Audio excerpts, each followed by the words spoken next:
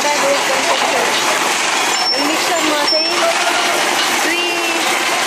दुईवटा गिटी, दुईवटा बालुवा, 3 गिटी र 1 बोरा सिमेन्ट राखेर चाहिँ यो मिक्सरमा घोलिन्छ र यो मिक्सरमा घोलिसकेको मिक्सर चाहिँ बाहिर निस्केको छ। यो मिक्सर चाहिँ बाहिर निस्किसकेकोलाई उता लगेर राखिएको छ।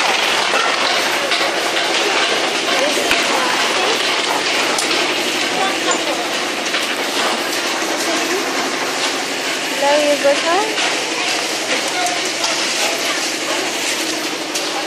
यसरी लगेर ल्याएको मिक्सरलाई चाहिँ बाटोमा यसरी राखिएको छ खनाएर।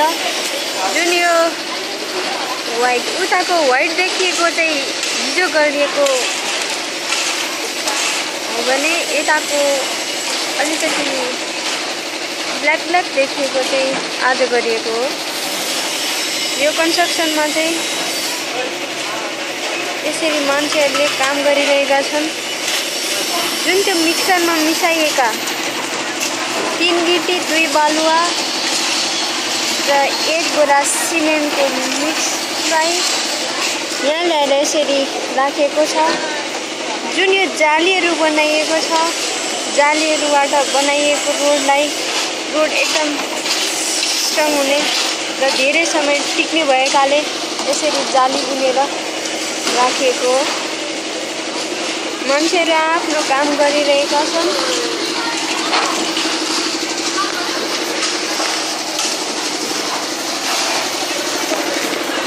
यस्तो जाली बुनेको छ। यसरी मान्छेहरूको व्यवसायमा पनि धेरै प्रभाव पारेको छ। व्यापारहरूलाई पनि प्रभाव पारेको छ। व्यापार के भने आज छैन। यो बाटो हालेको आज 4 दिन भयो।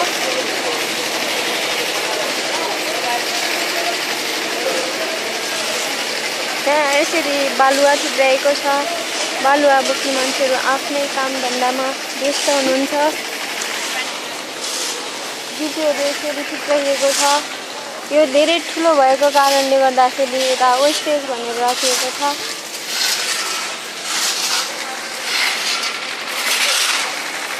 यहाँ चाहिँ गिटीहरू बोक्ने कसैले हाल्दैछन् भने कसैले बोक्दैछन्, उभिएर डोकोमा थाप्दैछन्, कोही हिँड्दैछन्।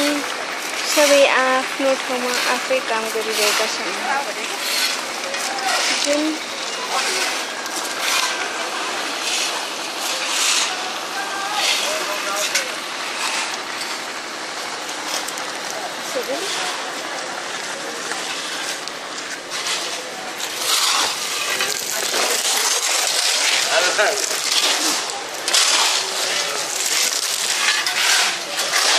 यो चाहिँ जाली यता चाहिँ डबल राखिएको छ, उता चाहिँ सिङ्गल राखिएको थियो। यो डबल राखिएको चाहिँ जुन त्यो बालुवा र गिटी भएको ठाउँको लागि राखेको हो।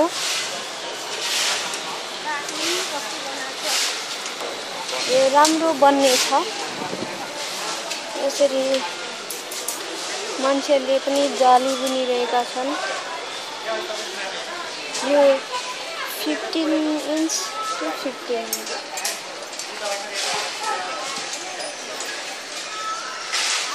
यसरी बाँधिएको छ, बेन्डिङ गरिएको छ।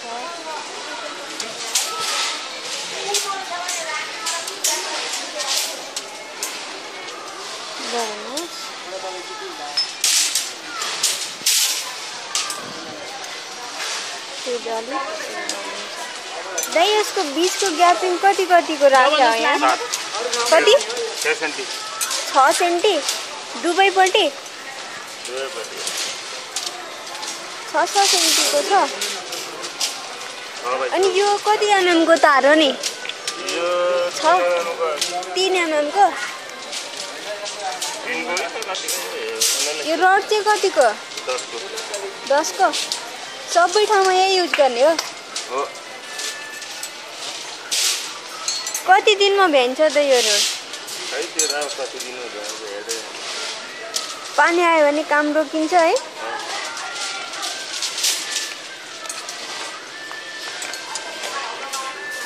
यो डबल चाहिँ किन राखेको यता चाहिँ? यो गिटी बाला नि त त्यसको लागि ए ए बोकेर राख्नु मिल्छ? त्यसो बिग्रिने हुन्न तान्दाखेरि? अब त्यो बिग्रिएन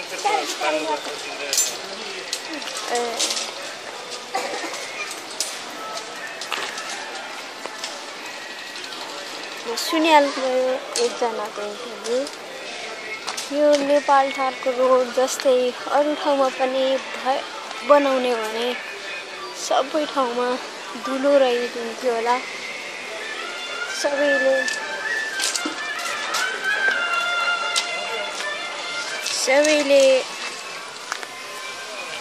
सास फेर्नको लागि सजिलो हुन्थ्यो होला। सबैको वासस्थान राम्रो हुन्थ्यो होला। जुन यो रोड बनाउनु थालेपछि भएका पसलहरू पनि त्यति व्यापार भएको जस्तो छैन।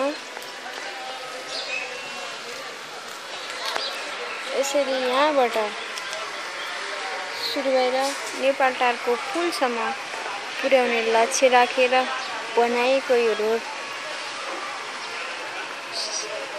सुरुमा धेरै राम्रो कामहरू भइरहेको छ।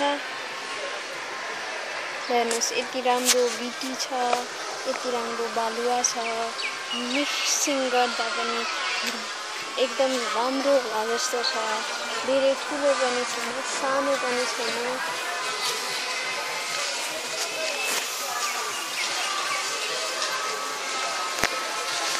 फेरि फर्केँ उता कन्स्ट्रक्सन, किनकि उता कन्स्ट्रक्सन नभएको कारणले गर्दाखेरि म फर्केको हो। यसरी पसल छ।